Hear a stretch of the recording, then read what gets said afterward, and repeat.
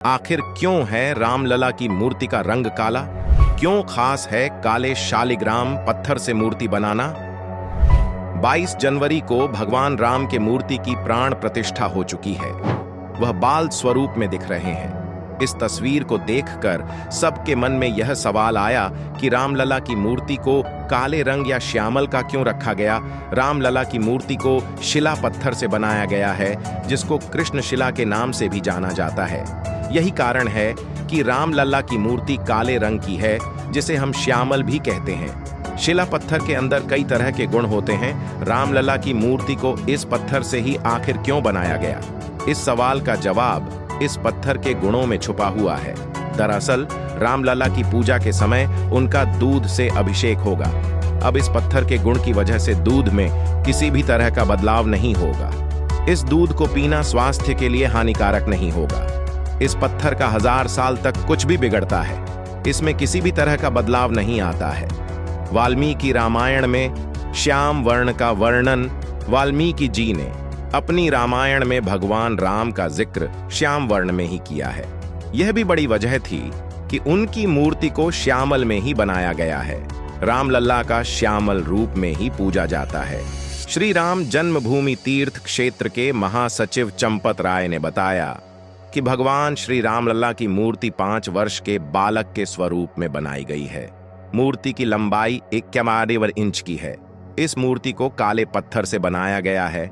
इस मूर्ति में भगवान के कई अवतारों को दिखाया है। क्या है शालिग्राम पत्थर? कैसे बनता है और क्यों पूजा जाता है?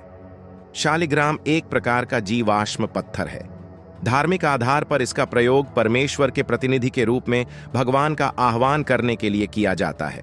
शालिग्राम मूल रूप से नेपाल में स्थित दामोदर कुंड से निकलने वाली काली गंडकी नदी से प्राप्त किया जाता है। इसलिए शालिग्राम को गंडकी नंदन भी कहते हैं। वैष्णव हिंदू पवित्र नदी गंडकी में पाए जाने वाला एक गोलाकार, आमतौर पर काले रंग के एमोनॉइड जीवाश्म को विष्णु के प्रतिनिधि के रूप में पूजते हैं। शालिग्राम भगवान विष्णु का प्रसिद्ध नाम है, जो इन्हें देवी वृंदा के शाप के बाद मिला नाम है। हिंदू धर्म में शालिग्राम को सालग्राम के रूप में भी जाना जाता है। शालिग्राम का संबंध सालग्राम नामक गांव से भी है। यह गांव नेपाल में गंडकी नामक नदी के किनारे पर स्थित है। शिवलिंग और शालिग्राम को भगवान का विग्रह रूप माना जाता है और पुराणों के अनुसार भगवान के इस विग्रह रूप की ही पूजा की जानी चाहिए। शिवलिंग के तो भारत में लाखों मंदिर हैं, लेकिन शालिग्राम जी का एक ही मंदिर है। हिंदू धर्म में आमतौर पर मानव रूपी धार्मिक मूर्तियों के पूजन की प्रथा है, लेकिन इन मूर्तियों के पहले से भगवान ब्रह्मा को शंख, विष्णु को शालिग्राम और शिवजी को शिवलिंग रूप में ही पूजा जाता था। भगवान कृष्ण ने श्रीमद् भगवत गीता के 12वें अध्याय के 5वें श्लोक में कहा है, जिन लोगों के मन परमात्मा के अप्रत्यक्ष अवैयक्तिक गुणों से जुड़े होते हैं, उन लोगों के लिए उन्नति बहुत कठिन है। शरीर युक्त जीव को इस अनुशासन में प्रगति करना सदैव मुश्किल होता है। शालिग्राम का एकमात्र मंदिर नेपाल के मुक्तिनाथ क्षेत्र में स्थित है। यह वैष्णव संप्रदाय के प्रमुख मंदिरों में से एक है। मुक्तिनाथ की यात्रा काफी कठिन है। माना जाता है कि यहाँ से लोगों को हर तरह के कष्टों से मुक्ति मिल जाती है।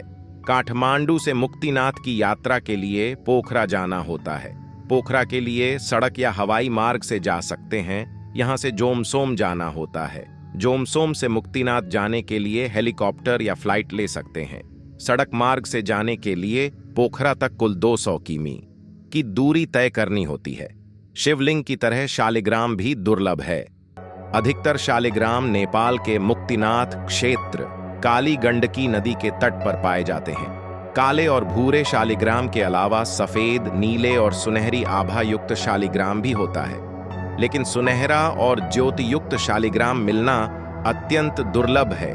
पूर्ण शालिग्राम में भगवान विष्णु के चक्र की आकृति प्राकृतिक तौर पर बनी होती है। शालिग्राम 33 प्रकार के दिखते हैं। भगवान विष्णु के अनेक रूप लगभग 33 प्रकार के शालिग्राम होते हैं, जिनमें से 24 प्रकार के शालिग्राम को भगवान विष्णु के 24 अवतारों से संबंधित माना जाता है। मान्यता है कि ये सभी 24 शालिग्राम वर्ष की 24 एकादशी व्रत से संबंधित हैं। भगवान विष्णु के अवतारों के अनुसार शालिग्राम यदि गोल है तो वह भगवान विष्णु का गोपाल रूप है। मछली के आकार का शालिग्राम श्रीहरि के मत्स्य अवतार का प्रतीक माना जाता है। यदि शालिग्राम कछुए के आकार का है तो इसे विष्णु जी के कच्छप और कूर्म अवतार का प्रतीक माना जाता है। शालिग्राम पर उभरने वाले चक्र और रेखाएं विष्णु जी के अन्य अवतारों और श्री कृष्ण रूप में उनके कुल को इंगित करती हैं। आपको यह वीडियो कैसी लगी कृपया कमेंट करके जरूर बताएं। पसंद आया हो तो लाइक करें और ऐसी ही बहुत सारी वीडियो को सुनने के लिए चैनल को सब्सक्राइब करें।